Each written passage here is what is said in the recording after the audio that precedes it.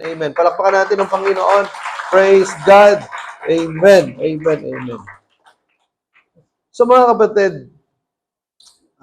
this is one of the miracles that God, through Jesus Christ, has done in the New Testament. Ito po yung feeding of the 5,000.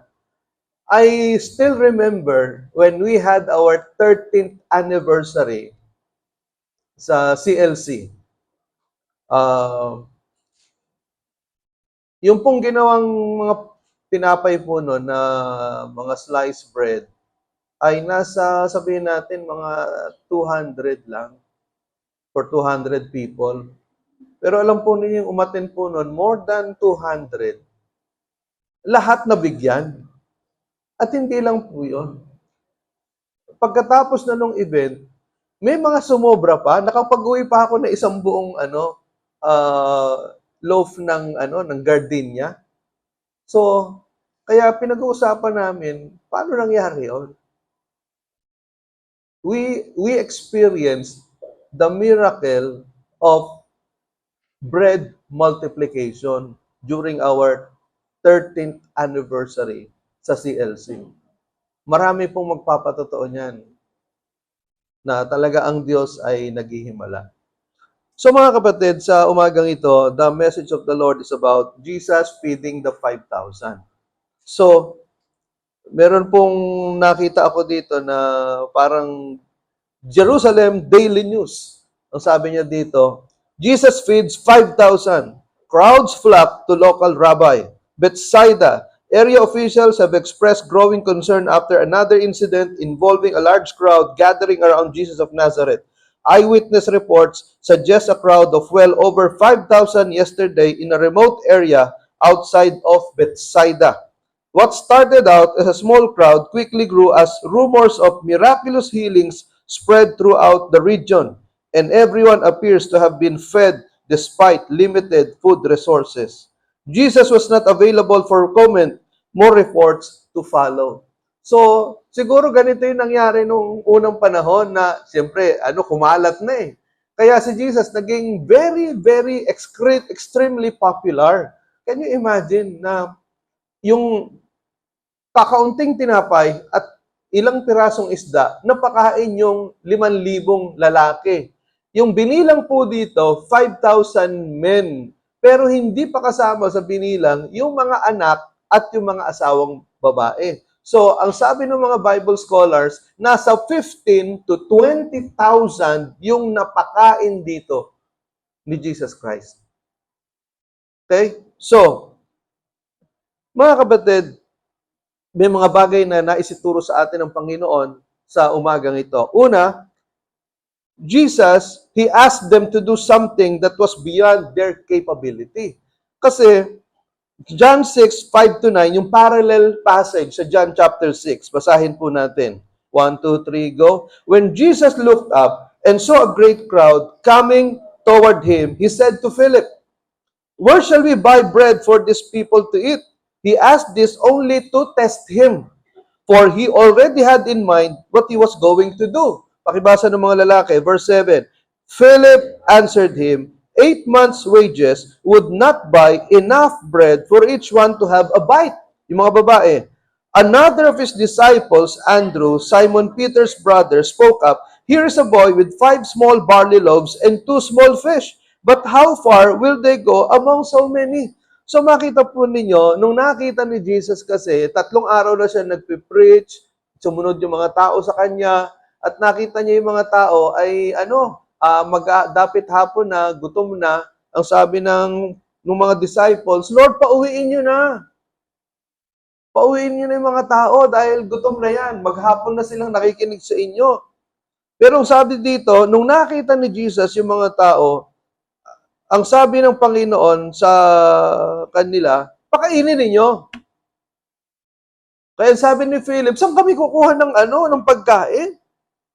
Pero ang sabi dito, sinabi ito ni Jesus, in order to test him, Philip, and the other disciples. Kaya ang sagot ni Philip, yung 8 buwang sweldo, hindi kayang pakain ito kahit tigi-tigisang kagat. Umandar yung mental calculator ni Philip. May pagka-engineer siguro to. At yun naman si Andrew, sabi niya, kapatid ni Peter, Lord, merong bata dito, merong 5 tinapay at 2 maliit na isda. Alam niyo yung 5 tinapay na yon, kasi laki lang ng tigda 2 pisong pandesal. At yung 2 isdang maliliit, kasing liit ng tuyo. Ganun lang. So, at least si Andrew, meron siyang solusyon. Okay? To si Philip, negative agad negative. May nakilala ba kayong mga taong negatibo ang pag-iisip? Yung bang for every problem, for every situation, he sees the problem. Sa bawat sitwasyon, ang nakikita niya lang yung problema. Hindi niya nakikita yung solusyon. May mga taong ganun, di ba? Hindi ka pa tapos magsalita, hindi pwede, walang mangyayari dyan. Nako, negative tayo dyan. Negative, bro, negative. Di ba, sarap tirisin, Sarap tirisin. Pagka ganun yung mga kausap mo, imbis na ma-encourage ka, nawawalan ka ng lakas ng loob. Ito namang si Andrew, Lord, may solusyon ako. Kaya lang, anong magagawa nito, Lord? Ito lang ang kaya ko. Ito lang ang naisip ko, Lord. So, in Mark chapter 6, verse 37, but Jesus answered, you give them something to eat. So, ibig sabihin, yung problema ng pagpapakain, ipinasa ni Jesus sa mga disciples niya. You give them something to eat. So, para sinasabi ni Jesus, you solve the problem. We have a problem, you solve it. So, Jesus gave them a problem situation to solve. But, He did not tell them to solve it on their own. Okay? So, the Lord was testing them to do something according to their faith, not according to their ability. May nabasa ko yung isang tatay, sabi niya doon sa anak niya, anak, punuin mo nga ng tubig yung timba at dalin mo dito. Di siyempre, yung bata parang nasa 7 years old lang. Hindi niya mabuhat-buhat yung timba. Sabi niya, umiyak yung bata. Sabi niya, tay, hindi ko kaya, dito kaya. Ginawa ko na lahat para lang madala yung timba dito, hindi ko kaya. Sabi nung tatay, hindi mo pa ginagawa lahat. Sabi nung, ginawa ko na po lahat. Sabi nung tatay, hindi mo pa ginagawa lahat. Hindi mo ako tinawag. Nakuha rin nyo? So mga kapatid, ganun din. Sinabi ng Panginoon, solve nyo yan. Pero hindi sinabi ng Panginoon na solve nyo yan on your own. So, in application, impossible situations are God's instruments to bring out the best in you. The Lord wants to break the limitations we have put on ourselves to stretch our faith and believe that He is the same yesterday, today, and forever. So, may mga sitwasyon na imposible na inilalagay tayo ng Diyos sa mga imposibleng sitwasyon in order to bring out the best in us, in order to stretch our faith and to believe that our God is the same yesterday, today, and forever. Okay? So, ang tanong, are you facing a situation that seems so impossible to solve? Halimbawa, an incurable sickness, a huge debt the size of a mountain, a broken family relationship, a failing business, a failing ministry, a failing grade that endangers your graduation. So, ano yung impossible situation na meron ka ngayon? So, marahil, inilagay ka ng Diyos dyan sa sitwasyon na yan in order to stretch your faith and believe not in your ability, but in the ability of God. Naunawaan natin, mga kapatid. Okay?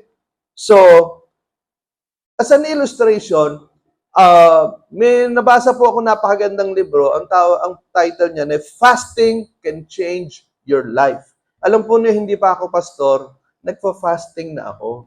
Naranasan ko yung fasting na yan when I read the book, God's Chosen Fast, way back 1990. So, hindi pa ako pastor. Nagpa-fasting na ako. Now, nung nabasa ko tong libro na to, na fasting can change your life, lalong na-encourage akong mag-fasting. Bakit? Kasi yung Liberty University, the largest Christian university in the world with more than 10,000 students, noong 1990s, nagkaroon ng utang na $110 million. Can you imagine? 30 years ago, $110 million. Gaano kalaki yan? Billion yan sa pesos. Now, si Jerry Falwell, the president of Liberty University and the pastor of Thomas Road Baptist Church with 22,000 members, ang ginawa niya, nag-fasting siya ng 40 days. Walang kainan yan, ha? Tubig lang yan, saka vegetable juice. And then from time to time, nagpapacheck up sa doktor niya kung okay yung katawan niya. So, in the first 40 days, ang sabi ng Lord sa kanya, huwag kang hihingi ng kahit ano. Don't ask for anything. You just worship me in the first 40 days. So, walang ginawa si Jerry Falwell kundi talagang mag-worship lang. Wala siyang hinihingi kasi yung nangusap ang Holy Spirit sa kanya. And then, natapos yung 40 days, kumain na siya normally. 25 days, kumain siya ng normal.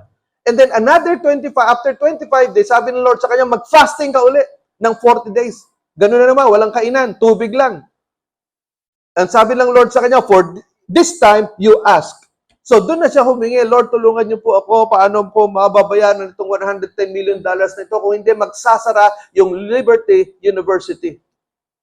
So, based on his experience, on that second day of 40-day fast, after the second day of 40-day fast, second time ng 40-day fast, somebody called him up. Ang sabi nung lalaki, Pastor Jerry Falwell, you don't know me, but I know you. That God spoke to me to donate $50 million to your ministry. Can you imagine? Nangusap ang Diyos dito sa isang lalaki na hindi kilala ni Jerry Falwell. At sinabi, I want to donate, the Lord spoke to me to donate $50 million to your ministry. At yung half, yung 60 million, nagkaroon sila ng pagkakataon na ma-restructure yung utang. And in the following 5 years, nakabayad sila ng $110 million, hindi na isara ang Liberty University, and until now, the largest Christian university in the world is still Liberty University. Palakpakan nga natin ng Diyos. Kaya yung iba, hindi kayo nagpa-fasting, you are missing a lot. Yung halimbawa, yung 1 meal per day na fasting, hindi mo magawa. Abay, anong klase ka ba? Si Jesus nga, nag-fasting ng 40 days. Diyos na nagkatawang tao, nag-fasting ng 40 days. Eh ikaw, 1 meal per day, hindi mo magawa. Ako po, nung kabataan ko, sa tulong at biyaya ng Panginoon, I have fasted for 33 days, 21 days, 14 days, 3 days. Ano lang yan? Puro tubig lang yan. Purihin ng Diyos. I was able to do it. And every Friday, since the time that I became a pastor, every Friday is fasting day. Yung kain ko ng Huwebes ng gabi, ang susunod na noon, 3:00 na ng hapon ng Friday. So, that has been my practice in the past 40 years. And every Sunday morning is a fasting day for me. Kasi, hindi ako confident mag-preach kung hindi ako naka-fasting ng Sunday. Lalo na if I am invited to preach in other churches at magkoconduct ako ng healing and deliverance, ako hindi pwedeng hindi ako naka-fasting. Ang dami kong mga problema na na-solve through prayer and fasting. Kaya kung kayo hindi kayo marunong mag-fasting, alipin kayo ng mga sikmura ninyo, you are missing a lot. Okay. Now, second point, he accepted what they had given him. Sabi ni Andrew, Lord, 5 tinapay, saka 2 isda. Pero sabi ni Andrew, Lord, ano magagawa nito? Pero sabi ng Panginoon, that is enough. Wow! Hindi sinabi ni Lord, ano ka ba, Andrew? Nagbibiro ka ba? Ano ka ba? Hindi. But Jesus multiplied the little that Andrew that they had given him. Yung maliit na binigay ni Andrew kay Jesus, minultiply niya yun. So in application, Jesus knows our limited ability and capacity. He also knows the limitations of our faith. Alam ni Lord, hanggang dyan lang ang faith mo eh. Pero that is enough. Pakinggan yung sinasabi ko ha. Hindi ka sinasabihan ni Lord na palakasin mo yung faith mo, kailangan ng faith mo, ganito kataas. Hindi. Kasi alam ni Lord hanggang saan lang ang kaya natin. Okay? Alam ng Diyos hanggang saan lang yung level of faith na kaya mong abutin. So God will meet you there. Naunawaan ninyo? Are you listening? God will meet you where you are. Kaya nga sabi dito, yung 5 tinapay at 2 isda, ang sabi ng Lord, okay, that's enough. Pag sinasabi mo, Lord, hanggang dito lang ang faith ko, sabihin ni Lord, okay, that's enough. Ako na ang bahala. Naintindihan natin. Okay. So, but He gives us faith-stretching problem situations in order to stretch our faith and believe for more. So, ang ginagawa ng Panginoon, sige, hanggang dyan ang faith mo, o sige, babataking ko yan. So, in application, your little becomes much when you place it in the Master's hand. Again, your little becomes much when you place it in the Master's hand. As an illustration, halimbawa si Gideon, ilang beses ko na na-preach si Gideon, ang pinakaduwag na tao sa buong Israel. Okay? Ang pinakaduwag na tao sa Israel. Pero sabi nun sa kanya ng Panginoon, nagpadala ang Diyos sa kanya ng anghel, oh, mighty man of valor! Wow, grabe. No? Yun ang bungad agad nung anghel sa kanya, kay Gideon. Si Gideon, nagtatago yan dahil andyan na yung mga Midianita, baka siya patayin, hulihin. Takot na takot si Gideon kasi sobrang duwag na. Ang pinakaduwag na tao sa Israel, si Gideon. Pero biglang bumulaga sa kanya yung anghel, ang sabi ng angel, oh, mighty man of valor! Alam niyo, ibig sabihin ng mighty man of valor? Sabihin, isang dakilang lalaki ng katapangan. Siguro sabi ni Gideon, are you talking to me? Para sabi ni Gideon, you came to the wrong person. Hindi ako yon. Nagkakamali po kayo. Pero, yun na nga, to make the long story short, God empowered Gideon and his 300 in order to defeat the 135,000 enemy soldiers. Kung ninyo yung calculator ninyo, 300 is to 135,000 is 450 enemy soldiers versus 1. 1 against 450. Pero anong nanalo? Sinong nanalo? Alam na ang kwento. Tinulungan ng Diyos si Gideon para talunin itong 135,000 na to kahit na 300 lang sila. So, your little becomes much when you place it in the Master's hand. Naunawaan natin mga kapatid. Si Peter, napakaduwag ni Peter nung nasa Garden of Eden na, Garden of Gethsemane, hinuli si Jesus, takbuhan sila. Pero nung si Peter, he was anointed by the Holy Spirit. Isa si Peter, no read, no write. Okay? Kaya nga, maiksi lang yung mga epistle na, first epistle na 1 Peter, 2 Peter, maiksi lang eh. Kasi nga, no read, no write si Peter. Hindi kagaya ni Paul na napakatalinong tao. Ang dami niyang naisulat.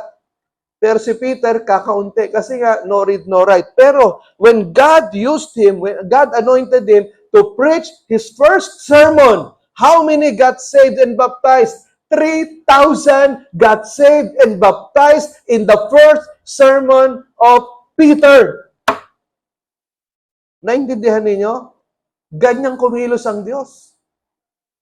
Okay? So, merong isang dito, I would like to show you a video. In 1993, a man with one hand did the unthinkable. This is left-handed pitcher Jim Abbott, and he happens to be left-handed, well, because he was born without a right hand. You can see how that might create a challenge in a game like baseball. Growing up, Jim just wanted to fit in, and he found out the best way to do that was to become good at sports. He realized that the better he was at baseball, the more the other kids and adults saw him as normal. His very first game in Little League, he threw a no-hitter, showing the world that he was just like everyone else. But that's not the no-hitter that made history. No, that came later, after he proved the doubters wrong. You see, every step of the way, Jim was told his playing days would end. As he became more successful, more and more people became envious of what he could do with one hand that they couldn't do with two. He was told that the competition would soon pass him by, but it never did. Jim was drafted 8th overall to the MLB by the then California Angels, immediately joining the starting rotation as a rookie without ever playing a single minor league game. Jim played in the MLB for 10 years, but it was his short stint for the New York Yankees that cemented his name in history. In 1993, Jim took to the mound and delivered the best performance of his career against the star-studded Cleveland Indians team, and one by one, he retired each of them. Players even had such a hard time facing him that they started trying to bunt to take advantage of his disability, but it didn't work. Jim was unstoppable. 9 innings pitched, no hits given up. An extremely rare feat, done with just a left hand. Okay. So, sino si Jim Abbott? Isa siyang sikat superstar professional baseball player, multi-awarded as a baseball player. Kaya lang, si Jim Abbott, wala siyang kanang kamay. Pinanganak siya ng walang kamay sa kanan. Kaliwa lang. Pero tingnan ninyo, he did not allow his disability to reach his maximum potential. Ano yung kanyang life principle? Ang life principle ni Jim Abbott, creativity, determination, and belief. Ano yung favorite verse ni Jim Abbott? The same favorite verse ni Steph Curry, Philippians 4:13. I can do all things through Christ who strengthens me. Naunawaan niyo mga kapatid? At ang sabi niya, don't let your limitations dictate your accomplishments in life. Naunawaan po natin. So, kaya mahalaga po itong ating pinag-uusapan. And then, sabi na nga ni Jesus sa kanila, okay, so ang gawin ninyo, paupuin ninyo yung mga tao, pakakainin na natin. Siguro, imagine ninyo na lang, na hawak ni Jesus yung basket na 5 tinapay, saka 2 isda. Siguro yung mga apostles, kinakabahan. Paano mangyayari to? Paano mangyayari to? Ano kaya mangyayari dito? So, si Jesus ang ginawa niya, pinagpasalamat sa Ama, at ito yung hawak-hawak niya na basket, ito yung mga 12 apostol, sabi niya, okay, ito, kuha kayo ng mga basket, lalagyan ko yan. So, lagay ng lagay, kuha ng kuha si Jesus, lagay ng lagay doon sa mga basket. Yung mga apostol siguro, imagine mo, isa ka doon sa mga apostol. Anong may imagine mo? Anong may isip mo? Na saan kumukuha si Jesus? Magic, oh? Saan kumukuha ng isda at tinapay? Napuno yung malalaking basket nila, napakain yung mahigit 5,000, 15,000 men and women. So, pinaupo ng 100s and 50s. So, na-imagine ko lang, bakit pinaupo ng 100s and 50s? In order to facilitate yung easier distribution. Pero in application, it could mean also spiritual feeding by small groups or yung ginagawa natin, Zoe groups. So, mahalaga, mga kapatid, na yung small group, Bible study group, yung Zoe group natin, nakikita ko ganun ginagawa ng Panginoon eh. Hinati-hati niya yung mga 15 to 20,000 people into groups of 150s. Naunawaan po natin, kaya napakahalaga ng mga Bible studies, napakahalaga ng mga Zoe groups natin, napakahalaga ng mga discipleship groups natin. Mahalaga yung ginagawa natin na 40-day challenge, conquest and consolidation. Okay? We can only be enlarged as God's co-workers if we will take the responsibility to serve Him. Time must come that we will no longer be just takers, but also dispensers or givers. Maturity comes through responsibility. Gusto ko i-emphasize ito, mga kapatid, lalo na sa mga matatagal na nating mga miyembro, lalo na doon sa mga kalalakihan. Mga kapatid, listen to this, There will be no full maturity if you will not take responsibility in serving God. Yung iba, ayoko maging leader, ayoko ng responsibility, ayoko ng mag-involve, ayoko mag-minister, ayoko mag-serve, kasi takot ako sa responsibility. But listen to this, you can only mature in the Christian life if you will take responsibility in serving God. Naunawaan po ninyo, ako naitulak ako magturo ng Sunday School 1985. Wala akong training sa pagtuturo ng Sunday School, naitulak ako eh. Pero nung naitulak ako na magturo ng Sunday School sa mga college students, dun umangat yung faith ko eh. Kasi tuwing Sabado, inaaral ko bago ko ituro ng Sunday. Siyempre, mga college students yung hawak ko. Naging estudyante ko pa, si Pastor Asitas, na asawa ni Pastor Al. Yung kapatid niya, si Bong Rodriguez, na dean ng optometry sa MCU, mga estudyante ko yan. Sa college, sa Young People, Sunday School, naitulak talaga ako eh. Kung hindi ako naitulak na magturo ng Sunday school, hindi aangat yung faith ko. That is why you need to serve God. You need to take responsibility in order to experience the fullness of your maturity. Kaya yung iba dito sa atin, obserbahan nyo, yung mga kapatiran natin dito na matatagal nang umaattend pero hindi nag-grow sa kanilang faith. Kaya hindi nag-grow yan kasi walang mga responsibility sa church eh. Kami nunggo yan. Kung kailan lang nila gusto umattend. Yung iba nga, late na nga, absent pa. Dalawa, no? Late na, absent pa. Paanong lalago yan? Naunawaan. Pero tingnan ninyo, yung mga kabataan natin dito na kababaptize pa lang, nag-a-usher na. Lumalago ang faith niyan. Kasi nga, nagpapagamit sa Panginoon eh. Pero yung mga pa-attend lang after 5 years, wala talaga. Meron nga tayong miyembro, 20 years nang umaattend, pero hindi lumalago yung faith. Bakit? Walang responsibility. Now, pangatlo, He provided for the needs of His own disciples with more than what they needed. Now, basahin natin yung verses 42 to 44. 1, 2, 3. They all ate and were satisfied, and the disciples picked up basketfuls of broken pieces of bread and fish. The number of the men who had eaten was 5,000. So tingnan ninyo, nung nakakain na lahat, yung mga more than 15,000 na tao, ilan yung nag-gather na sobra? Ilan yung sumobra? Ilan? 12 plato. 12 basket. Alam niyo ba yung anong klaseng basket yung pinag-uusapan dyan? Yung basket na, na malalaking basket. Parang, kain, ganun karami. 12. Ilan yung mga disciples? 12. Ilan yung basket na nakuha nila? Di pag uwi nila sa mga asawa nila, tontuwa yung mga asawa. Hindi ba? Hindi sabihin ng asawa, sunod ka kay Jesus, wala ka naman inuuwing pang ulam. Uwi yung mga disciples. Good for 1 month yan. Ano ibig sabihin nito? Kapag naglingkod ka sa Panginoon, hindi ka lugi. Tubo ka pa. Naintindihan natin. So, that is why God will not allow His workers to starve and live a defeated life. God's blessings is always more than what we can imagine. Ulitin ko, God's blessing is always more than what we can imagine. One of my most favorite verses is Philippians 4:19. Lagi kong binabanggit yan. For my God shall supply all your needs according to His glorious riches in Christ Jesus. Alam po ninyo kung pag-aaralan niyo yung verse na yan, word for word, grabe. Aabutin kayo ng 3 oras para nyo mapag-aralan ng gusto yung Philippians 4:19, for my God shall supply all your needs according to His glorious riches in Christ Jesus. Ang lupit niyan, verse na yan.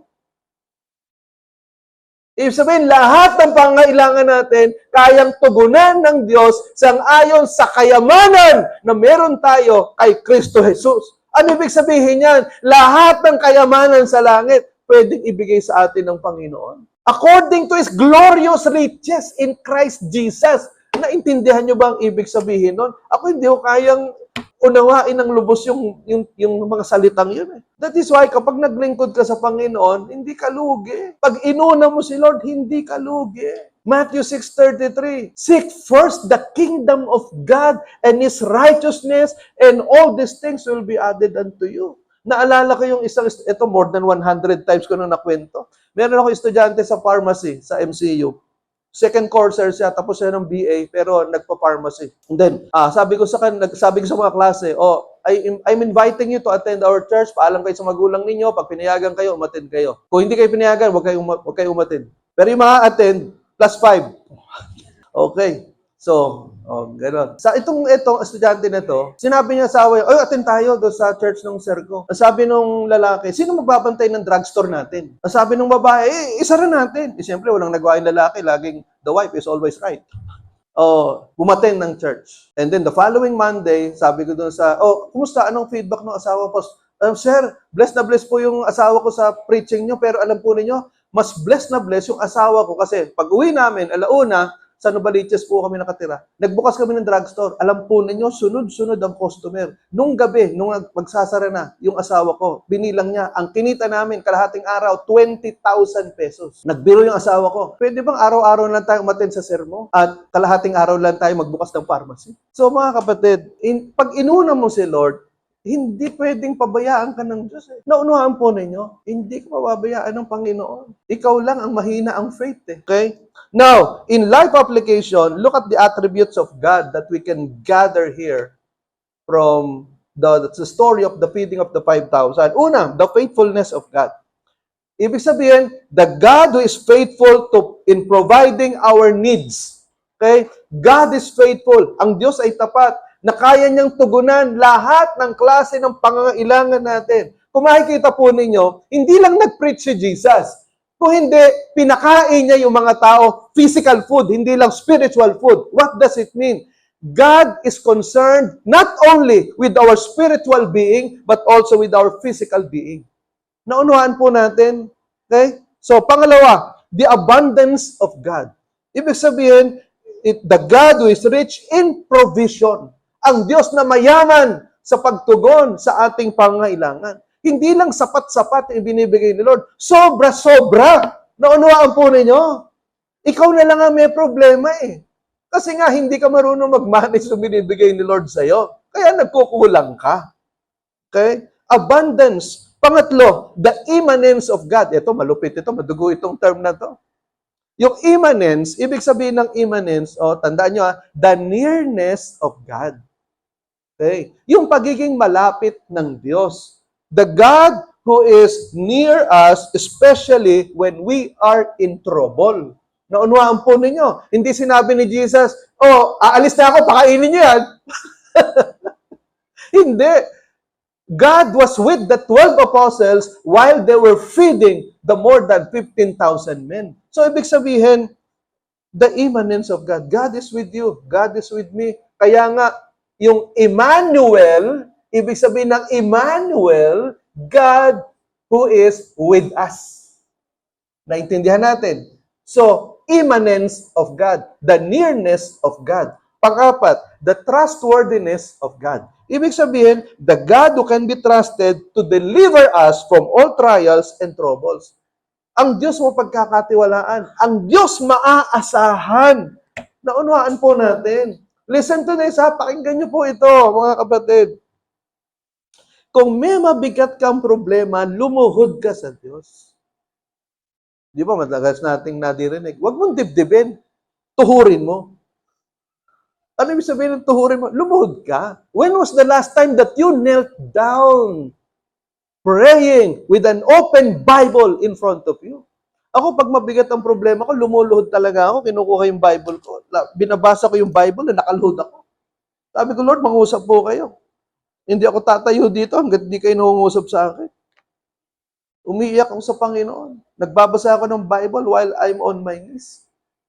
And every time I do that, God speaks to me. Naunawaan po ninyo. Kaya kami almost every Monday, nasa Prayer Mountain kami. Ang dami kong ipinapanalangin. Napakarami kong dinadala sa panalangin kasi yung mga hinanakit ko, mga hinaing, mga problema, idinudulog ko sa Panginoon. Sabi ko, wala namang ibang makakatulong sa akin kundi ang Diyos. That's why I spend 2 hours in the prayer cell every Monday morning. Kasi walang iba talagang makakatulong sa akin. I need a miracle. Not just a miracle. I need miracles from God. Naunawaan po ninyo? So, and lastly, hope in God, which is the God of hope. The God who gives us hope by making a miracle out of our weaknesses. Ang Diyos, Diyos ng pag-asa. Tama ba? God is a God of hope. Okay? Kanino ka aasa? Sa tao? Limitado ang magagawa ng tao. Pero ang magagawa ng Diyos, unlimited. That's why He is the God of hope. Okay? So, as you see, these are the attributes of God that we can learn, that we can glean, that we can gather from the feeding of the 5,000. In conclusion, ang sabi ni Jesus sa Juan 6:35, basahin natin, 1, 2, 3, go. Ako ang tinapay ng buhay. Ang lumalapit sa akin ay hindi na magugutom kailanman. At ang sumasampalataya sa akin ay hindi na mauuhaw kailanman. Wow!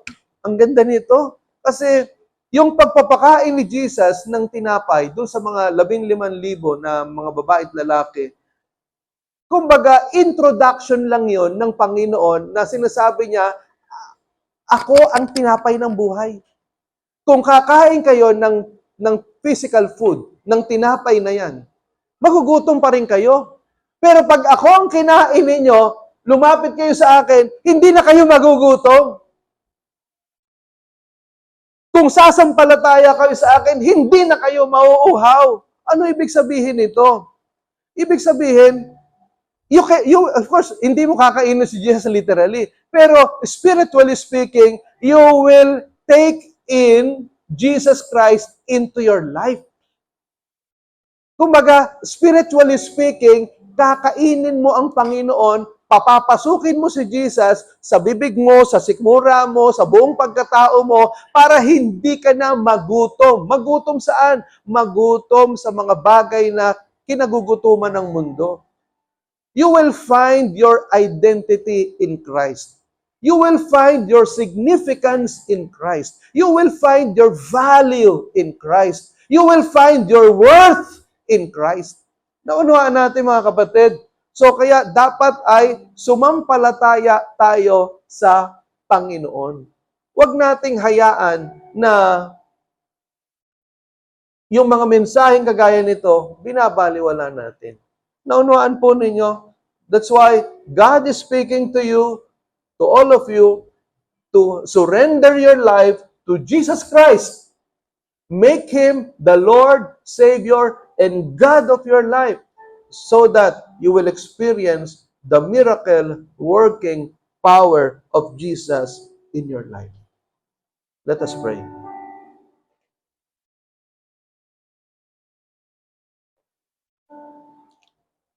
Close your eyes, please. Isipin mo, ikaw lang ang tao dito. Isipin mo, wala kang katabi. Can you do that? Isipin mo, wala kang katabi. Isipin mo, ikaw lang, at ang kaharap mo si Jesus. At mayroong pinapagawa ang Diyos sa iyo na isang imposibleng bagay. Anong isasagot mo?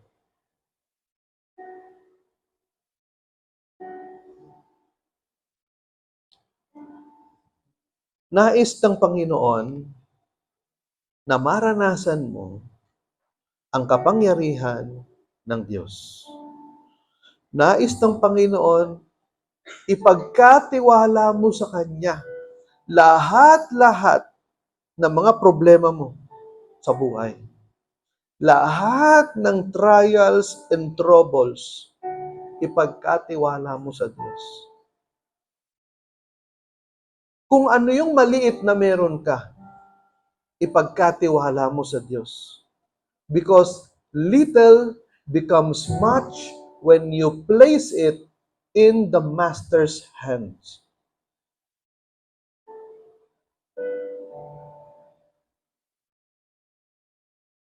God wants you to experience the miracle of multiplication. Maaring leader ka sa church. God wants you to experience the multiplication of your ministry. You're a businessman. God wants you to experience the multiplication of your business. Yung mga estudyante, God wants you to experience the multiplication of wisdom so that you will become honor students.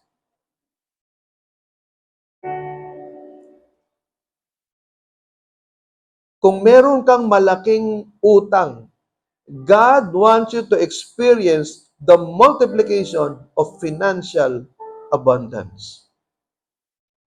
But you need to trust the Lord, to obey God, and serve Him. Let us pray. Kung meron sa inyo dito, gusto nyo maranasan yung multiplication, the ministry, the miracle of multiplication in your life, whatever multiplication is this, multiplication of healing, financial blessing, multiplication in the ministry, multiplication in business, multiplication of faith. I'm inviting you to stand up. At the count of 3, and I'll pray for you. Okay? 1, 2, 3.